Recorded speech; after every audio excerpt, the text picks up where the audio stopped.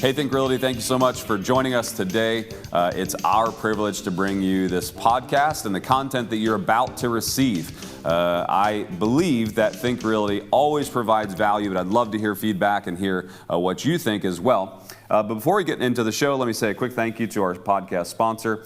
The podcast sponsor is Real Property Management. This episode's brought to you by Real Property Management. Working with the right property management company can put more money in your pocket, not less. Real Property Management provides a higher standard of property management to make sure that you're maximizing the return on your investments. Experience the real difference with Real Property Management. Visit realpropertymgt.com. That's realpropertymgt.com. One of my favorite companies is represented today. I've got a good friend down in Houston, Texas by the name of Eddie and at Jet Lending, and one of his partners and esteemed colleagues there is Alex. Alex, are you with us today? I am. Thank you so much for having me. Absolutely. Thanks for joining us today. Are you in Houston as well? I am. Cool. Very cool. How's the weather in Houston today? Is it nice? It's 71 degrees. Perfect. Well, that's good. 71 in January is about the best weather you can hope for. Yeah. Very cool. Awesome. Well, let's jump in. And by the way, Alex is our MC for our upcoming Houston Think Realty event coming up in March. If you haven't bought tickets for that, come on out and see us there. If you're in the Houston area, we'd love to have you. And you'll see a whole lot more of Alex there and myself. But Alex, if you don't mind, before we jump in and talk about jet lending and the marketplace and where investors really need to consider investing today, I want to hear a little bit more about you. So, how did you get into this space? I know you've got a pretty interesting background, and I'd love to just hear the journey that led you to this point where you are. Oh, great. Sure. I am, like most of you guys coming into the investment space, I am not a finance person. I was not an investor. I started off as a critical care paramedic in school. I went off to get my doctorate. I was practicing. And I was practicing for a lot of places in Houston. I was the director of biomechanics and functional medicine. And what I noticed was when I was practicing, I wanted to run things my way. I always was good at building businesses and practices. I ended up even convincing the University of Pittsburgh to let me write their physician's assistant school while I was an undergraduate. So I was always good at compelling ideas and growing markets and business. But as a doctor, I was very concerned with the care of my patients. And I wasn't seeing that in the marketplace. So I was like, well, I should open my own place. But I could get student loans, but I couldn't get a business loan. So I was a doctor that had a lot of knowledge, but didn't have a lot of money. But I was good with running businesses. I knew somebody at Jet Lending at the time, and I got an interview. And in walks Johnny Hayes, who actually was one of my patients at one point in time with his family. And he's like, what are you doing here? So I told him, I was like, listen, I'm trying to get some money to open up my own practice. Give me a shot. So I started closing loans for Jet Lending, started learning about all the lending aspects and how to analyze distressed real estate. From there, it clicked one day. I was 34, and I was walking up to do an event to talk about, investing in space. And on my left and on my right, all I saw were men and women in their 40s, 50s, and 60s, briefcases and scrubs, feverishly trying to figure out this investment real estate space, trying to be able to retire. And at that moment, I said, I'm not paying attention. I'm missing something here where these men and women are trying to get into this to retire. I'm a relatively young man, and I'm missing the boat. And I was a big believer that if you have a plan B always wins. So I cut off consulting and with other providers and patients, and I went full bore with Jet Lending.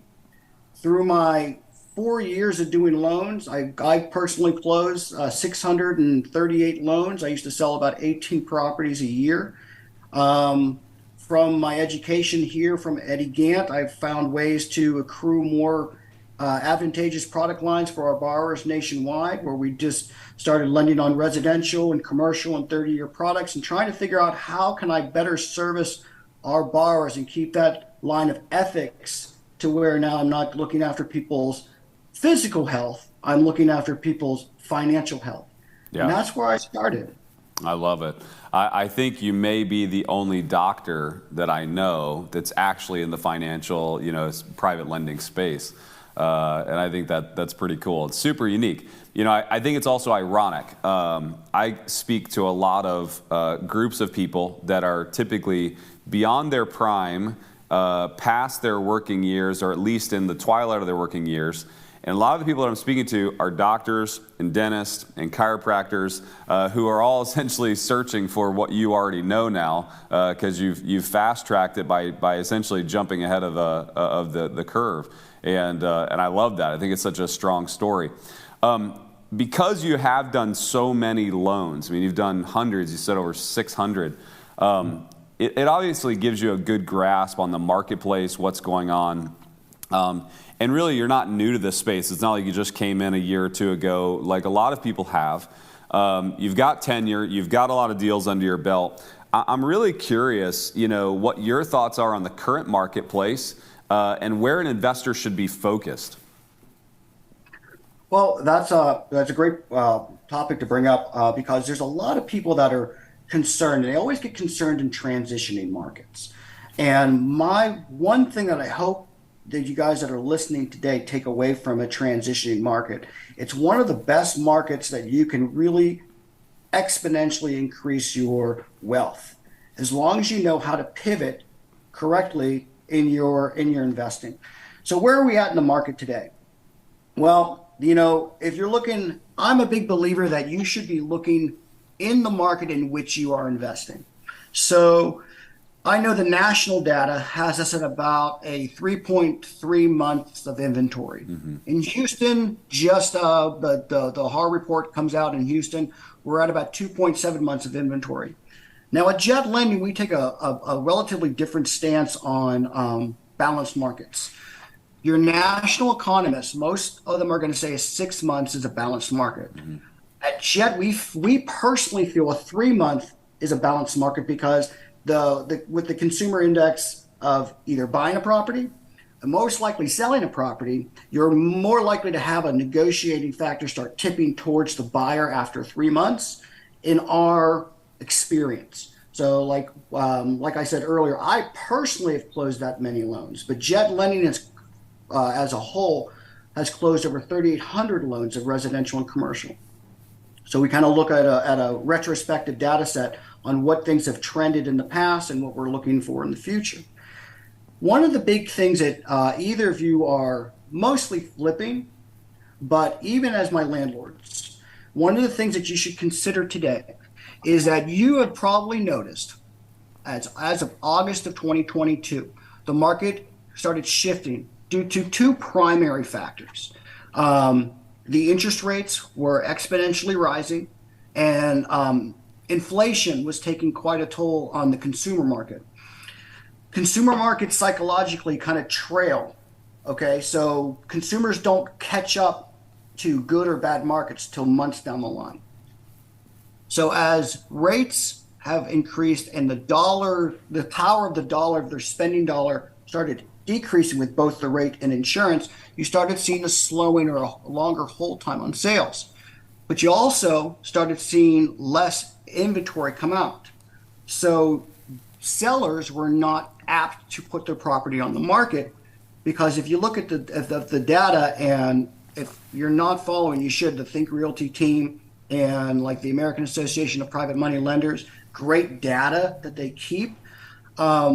About, and I'm going to be a little off on the numbers, but if you look about, I believe it's 65% of all mortgages were below 4, and 80% were below 5%. Effectively, those houses have now been taken off the market. Until interest rates decrease, you're not going to see anybody that's really going to be attuned to putting that house back on the market and getting higher interest rate. So now your inventory has decreased. So you're like, well, I'm an investor. I still want to buy, and you should in transitioning markets. But you have to buy your properties at a deeper discount. The interesting thing about investment real estate marketplace is it's only about 1 to 3% of the market. We deal in distressed. We just deal in like either distressed as the structure itself or distressed in the terms of what's going on. Like grandma died. I'm getting a divorce. I'm moving to Jersey and I need to sell this house now, kind of thing. So our market has not really changed that much of the 1 to 3% that we typically deal in.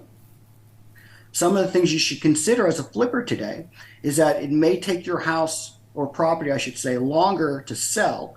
In Houston, during quarter 2 to quarter 3, you're looking at about 37 days on market. By the end of the year, the average is 58 days. So you have to calculate more holding costs. You have to calculate that your house has to be in this market today. If you're going to sell it, the finishes have to be superior, and your property has to be put on the market at a competitive price. So to be truly in this market as a flipper, you're going to have to buy them deeper, and you're going to have your finishes better than your competition. So it's important that you look at your comparables and see what your competition is on finishes. Don't just price things on price per square foot. And it is a good idea to take any comparable by minimum August of 2022, in my opinion. But you should be in the quarter 4 numbers on what was selling to project your data if you're buying something today. Yeah. So don't be taking properties that sold in February 22 as your comp. That's a totally different market, and that market has left us. We are in a transition, in my opinion. Yeah, that's great. All fantastic information. And if you're listening today, what Alex just gave you was gold. I know that as a seasoned investor, somebody who's done over 4,000 deals in my investing career, that's the issue that we're facing today too, right? Is comping these properties properly for where we actually are. And I like the distinction that you made. Is obviously economists say a robust, decent, healthy market is there's 6 months worth of inventory, and I like the fact that you guys distinguish that. Just a little bit above 3 gives a little bit more advantage to the buyer versus the seller, right? And I think that's really important for investors to note. I watch those numbers all the time, and sophisticated, more savvy investors will. Newer investors, I think you kind of miss that. That is a really important thing, is that you have to look for those leverage points in your market. Let me ask you another question, Alex, because I know you've done so many loan transactions. Jet has done so many loan transactions. There are things that are going really well and things that are going poorly. And what should these investors, as they're looking at purchasing deals, taking on some private debt, what should they be looking out for aside from what you just spoke about? Is there anything else you'd add in addition to when they're looking for deals, what they should look for, and maybe making sure that they just know where those gotcha areas are right now in this current marketplace? Well, one of the things because I'm going to go kind of macro to micro on that. So first you have to, again, pay attention to the area in which you're investing. So, you're going to turn on Bloomberg and you're going to look at the, Las Vegas market. If you're not investing in Las Vegas, that is a moot point. Okay. So if you are going to excel your business in this transition market, be an expert or surround yourself with experts in the market in which you're going to invest in. Like take Houston. Our demographic is extremely strong with incoming people for jobs. But if you look at maybe Chicago, not so much. Mm-hmm. So one thing is pick a market or pick many markets and make sure your data relies within the market in which you're investing. Okay, so don't get clouded by big macro ideas of the nation when you're not investing in the nation. You're not investing in Minnesota. You're not investing in White Plains, New York. You're you're a San Antonio guy, or you're in Phoenix or something like that. Pay attention to what you're doing in that market. The second thing that I guess you would really want to pay attention to is I'm a big believer is that flipping makes you rich, holding makes you wealthy, and there's a difference. There's a difference between rich and wealthy. Rich means you got to keep working. Wealthy means you can pretty much do whatever you want. Okay. And if you want to get to that financial freedom aspect of things, you're going to have to eventually move into the transition of holding real estate, whether you're holding your own assets as a landlord or if you're going into a syndicate or a fund or whatever you're trying to do. In that regard, once you move over to the landlord aspect of things and how you want to structure it, you have to understand that your rate on the 30-year product has changed. Mm-hmm. There are conventional sides of holding real estate, usually at a lot cheaper rate, but you can only hold 10 in your personal name, including your homestead, and eventually you have to have like 6 months of PITI in your accounts per each property to kind of refinance. It's a lot longer process, it's a lot harder, but you'll have a cheaper rate. What most investors are doing is turning to the private sector or what's called they used to be called non-QM, non-qualified mortgage, but they're moving there and they're kind of rebranding it. It's called DSCR. Mm-hmm. Your DSCR loans are basically securitized, okay? A bunch of these companies deploy a bunch of capital. They block them up in the notes. They sell the notes, okay? So it's a lot easier to get done, but that capital in which they're using comes from like private equity and securitized lines and things like that. And those rates are going to be probably anywhere in the 6.5 range to 9. So depending on what you're trying to do and what loan to value you're doing, and based off the DSCR, what's called the debt service coverage ratio. Quick little definition. That means if your property, your mortgage is $1,000 a month, that's your principal, your interest, your taxes, your insurance, and any association dues. Watch your association dues on condos, kill you. Okay. But your mortgage is $1,000 a month. If you needed a 1.2% ratio, that means your property would have to rent or is rented for at least $1,200 a month. That means there's a 20% margin that you're covering 100% of the note plus 20%. Okay. So as you are getting into the landlord space, and I think it's going to be a very healthy space for that in a transitioning market, know that your interest rates are going to probably limit your cash flow. But one argument that you need to consider is that you're not buying these properties for cash flow. If you really want to become a wealthy individual, you're buying these properties for an appreciation margin that you're going to collect down the line. So this is going to be a very interesting transitioning market for anybody that has the opportunity to buy more rentals, because when people aren't buying houses to live in, you got to live somewhere. So the rental market is seeing increases in not only rent, but quicker days on the market for the rental. So I would keep a very keen eye on that. Some of the key factors of rental properties, and then flips too, but rental properties is school districts. Pay attention to what school districts you're buying in, what they're rated. Most people that are renting try to rent in an area that's going to be more affluent for where their kids go to school. Pay attention to that. And make the houses nice and clean. When you're going into a rental property, a lot of people say, well, I just want to do like a make ready. That's fine. But make sure your major 4 are always covered when you're buying a rental. Your roof, foundation, well and septic if you have it, and don't be surprised. If you're in the city of Houston, there are well and septics out there in the city. So just because you're in the city, don't always clear that out to see if you have well and septic and HVAC. Your major 4 contributors to property degradation, make sure they're covered and fixed so you can limit the overhead that may take to fix the property while you have tenants in place. So my biggest thing I would take to the investors watching today is that I'm not saying don't flip, but I'm saying this is going to be a very interesting time to hold real estate if you're a landlord or if you have access to an RMLO and produce owner finance. Yep. Very good. We're up on time here, Alex. I appreciate you gave so many great nuggets. And I'll just kind of underline what you just said. And that's the only real estate deal I ever did not like was the one that I sold. A lot of people they lament over the ones they lost money on. The ones that I lost money on were just learning experiences. The ones I sold and got rid of are the ones I still lament today.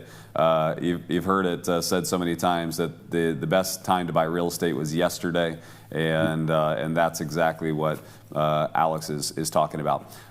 You can see Alex talk some more at Houston, and I'm so glad you guys are going to be joining us. Alex, make sure you tell Eddie Gant and the whole team over there I said hello. Love the team there. And if you guys are in the Houston area, you want to get on their website, get a part of their social media. They do a lot of great events. They do a lot of social mixers and things like that where they have hundreds of real estate investors come out that do deals together, get some education. Just a fantastic organization. Thank you, Dr. Alex Buriak, for being a part of the show today. I would very much pleasure being a part of it. All right, We're always happy to support. Absolutely. Have a great day. Let me give one quick shout out to our podcast sponsor one more time. This episode is brought to you by Real Property Management. Working with the right property management company can put more money in your pocket, not less. Real Property Management provides a higher standard of property management to make sure you're maximizing the return on your investments. Experience the real difference with Real Property Management. Visit realpropertymgt.com. That's realpropertymgt.com. Think Realty listener and viewer, thank you so much for being a part. If you don't have our magazine coming to your doorstep every single month, you are missing out. Go to thinkrealty.com to sign up for our magazine coming out, or you can stop by your local Barnes & Noble and pick one up off of the bookshelf there, the magazine rack. And again, join us on all of our social channels, Instagram, Facebook, LinkedIn, and join in the conversation. Let us know what you like, dislike, what you need more of. Comment below this show if there's anything that you need help with, and we will make sure to reach out to you and help guide you along your way. Have a great day, and I hope you're having a great year so far. Good luck with all your upcoming investments.